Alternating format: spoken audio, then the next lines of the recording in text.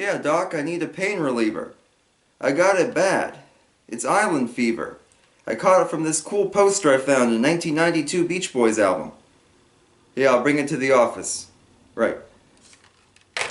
Those of you who enjoy the Beach Boys like I do probably know exactly what album came with a poster that is very tropical.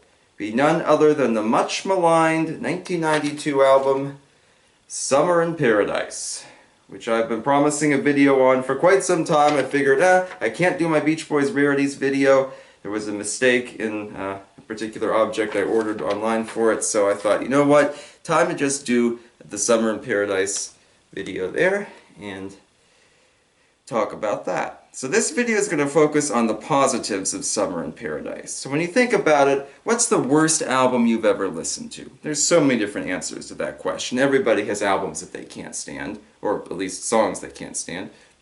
And when it comes to worst Beach Boys album, most people would probably pick Summer in Paradise. Summer in Paradise sold very poorly, the only major album by the group not to chart at all. Summer in Paradise has been basically forgotten. Songs from it never appear on compilations or box sets. There are a couple that have been done live at various periods. But generally speaking, it's seen as kind of the black sheep of the Beach Boys catalog. I have to say that Summer in Paradise has certain foibles, certain flaws that I agree with, that I cannot counter. The production, which relied very heavily on computerized instruments, we'll talk more about that in a little bit, is sometimes a little berserk, the drums especially. The first song on here is Hot Fun in the Summertime, and if you had the sound cranked way up and headphones on, you would bleed from the ears with that first drum beat, just the way it goes. The covers on here are mostly pretty bad. You know, they're definitely trying to play towards the Margaritaville nostalgia audience, and the Beach Boys, I think, could do a lot better with those covers. So there are some things that I can't really argue with. But on the other hand, there are actually some pros to Summer in Paradise. So first, let's read off the track list, and then we'll take a look at the positives of Summer in Paradise. So here's the US version, as I showed you before. Cool artwork there. We've got Hot Fun in the Summertime, a remake of Surfin', Summer of Love, Island Fever, Still Surfin', Slow Summer Dancin' / One Summer Night, that's a new song combined with an old song, Strange Things Happen, Remember Walkin' in the Sand, kind of a similar idea, Lahaina Aloha, their cover of Under the Boardwalk, Summer in Paradise, and a remake of Forever. So right off the bat, probably the easiest pro is the beautiful artwork.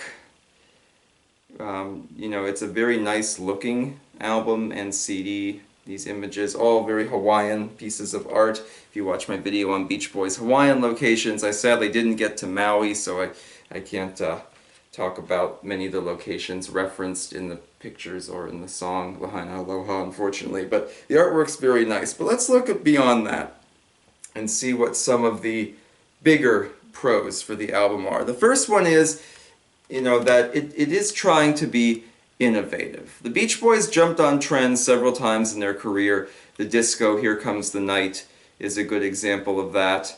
Or you could say something like the Beach Boys Love You, for example, which, you know, relied very heavily on synthesizers, something that was a relatively new technology, and they used them to try to make cool new songs. Pretty interesting stuff. So using what was essentially a beta version, not a Betamax version, a beta version, of Pro Tools to create this new album with different sounds is kind of a neat idea. You know, they were trying to be on the cutting edge. Yes, the production has aged very badly, wrong cassette, but it isn't too different from albums like Beach Boys 85 or Still Cruisin' from 1989. You know, honestly, it kind of fits in that vein. Yeah, the drum mixing's a little bit berserk, but for the most part, yeah, I really like what they did with it. Let that motorcycle go by. Alright, my other points of the pros of Summer in Paradise are a little more substantial, and they kind of go together. One is that Summer in Paradise actually feels like an organized, complete project. Every song on this album is designed to be linked together both thematically, generally being about summer or summer love, and also sonically with the production style.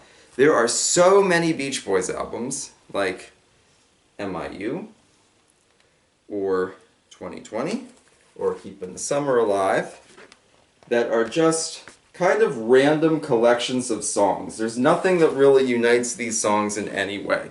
Summer in Paradise feels like it was assembled with a purpose. It's all connected, it all feels like it goes together, it all feels like it belongs. Compared to some of these albums that are fun listens and are maybe more artistically diverse than Summer in Paradise is. But Summer in Paradise is an album with a mission, you know, and it fulfills on that mission. Mike Love called it the essential soundtrack of summer. And that's pretty much what it is. It knows what it's trying to do, and it does it. And it all sounds like it was planned and organized. And in that same vein, Summer in Paradise is just a fun album. It's not really supposed to have depth or something like that. An album like Smile, interestingly enough, Van Dyke Park's only Beach Boys collaborations were Smile stuff and Summer in Paradise stuff, so not often we see parallels there. But, you know, Smile was trying to be very artistic. You know, it was trying to kind of go out of the box and create music that was just so radically different and so challenging that, you know, you almost have to have, I think, a music degree to really appreciate it. Or you could look at something like Pet Sounds, which is designed to be very introspective, very emotional, you know, to connect with you on a deep personal level. Summer in Paradise isn't trying to be artistic or introspective. It's just trying to be fun. And honestly, it accomplishes that. These are songs you could put on at, you know, a party or some summer gathering, and everybody would enjoy them, I think. And they would kind of suit the situation. So it's fun, it's organized, it was trying to be cutting edge, though maybe that didn't work too well, and it looks nice. So my question is, why do people hate Summer in Paradise so much? There are so many reviews and, you know, little segments online that say things like, oh, if I was ranking 30 Beach Boys albums, Summer in Paradise would be -100. Or, you know, if I had to give it a score out of 10, I'd do -1,000,000, that kind of thing. I would say those people probably never even listened to the album. Because the big reason why everyone hates Summer in Paradise is because it's the only Beach Boys album to have no involvement from Brian Wilson. He was wrapped up in personal troubles at the time. This is very much Mike Love's brainchild. He even wrote the liner notes on the back of the poster. Years ago, I went to a Brian Wilson concert where you could actually meet Blondie and Al and Brian before the show, watch the sound check, and then later come back and actually see the show. They let you in a little bit early. And in between meeting them and actually seeing the show, I went out to eat with a bunch of other groupies, and there was this really annoying fan guy who kept asking everyone's favorite song and favorite album, and if you could take something off one album, you know, what would you put on in its place and whatnot. But I asked him what he thought of this album, and he said, oh, Summer in Paradise isn't really a Beach Boys album. And that sums up a big, I think, proportion of the haters of this album. You know, that Brian's not involved, so they're not interested in it. And I think that's kind of sad, because again, if you're looking for something fun and relaxing and, you know, without a lot of depth, like a junk food kind of album, then Summer in Paradise would actually work. But I think the lack of Brian is one of the biggest deterrents for this album. People see Brian's not involved, they won't even listen. The other one involves its availability. I'm working on my series of films and shows that were only released to VHS and then never again. And when I talk about things like Buddy Buddy and The Keep, that were very much hated in their day and are kind of still hated today, one reason why public opinion can't change is because they're so difficult to find. Summer in Paradise is difficult to find. You have to shell out usually 30, 40, 50 bucks for a CD. The vinyl copy, which was released only in parts of Asia, usually sells for a couple thousand. I don't have one of those, maybe someday. It's not an easy album necessarily to get. You can't find it on YouTube. But because of that, it's not likely that public opinion will be changed anytime soon, because it's just not readily accessible. None of these songs are really, you know, ones that we see elsewhere. I mean, if you watch Baywatch, I guess you saw Summer of Love, or if you watch Full House, you were familiar with Forever. But, you know, it's not like we see maybe one or two titles that we recognize and say, oh, wow, I'll have to try this out. You know, it's very much more self-contained. Maybe that's why it has so many covers, I don't know. But it's like people can't change their mind on it because it's not accessible. I've said it before and I'll say it again. I think the reason it's not accessible is due to the rights issues. An independent record company, Nevada Records, put this album out. They didn't go through Capitol or anything like that. And I think the lack of publicity, I think the lack of promotion and whatnot kind of doomed it from the beginning. And I think the reason why we can't see this on other collections, as next week we'll talk about Made in California, and there's nothing from this album on there, I think the big reason for that is because Nevada's bankrupt. Who knows who owns these songs? There was a similar issue with Mike Love's solo album, Looking Back with Love.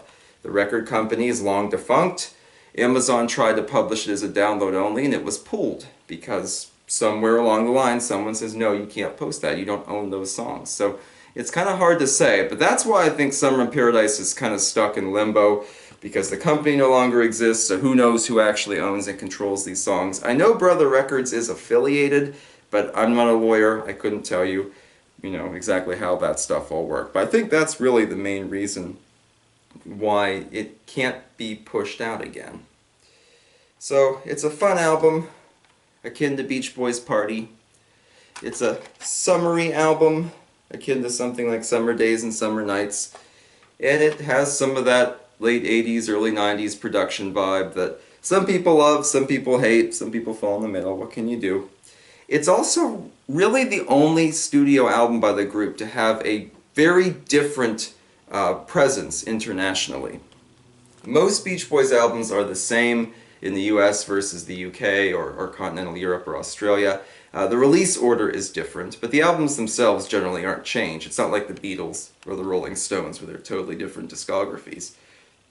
But here's a UK Summer in Paradise. The UK has the US flag. The only difference here, actually I'll show you the track list, exactly the same. But 6 of the songs are either remixed or re-recorded. Some the differences are big, like Island Fever, Under the Boardwalk. Others they're very small. The Wikipedia page details all the differences out very nicely. But it's one of the few that has a different international version. Some albums like Sunflower, Friends, and That's Why God Made the Radio have one extra song in certain territories. Or Holland in Europe, had We Got Love and Place a Sail on Sailor. But a little bit different here in that it's kind of a different experience. I will say the general consensus is the UK version is better, and I do agree with that. The songs are shorter. I think the mixes are a little bit stronger. Some of them are exactly the same, don't get me wrong, but pretty interesting stuff. So that might further complicate matters, because you might listen to the UK version of the album and really like it, listen to the US version, not be interested. Hard to say. Honestly, if you accept it for what it is, if you just look at it as a junk food, summertime fun album, there's a lot to be liked in Summer in Paradise, I think. And maybe someday it'll get its, pushed back into the limelight for a little bit.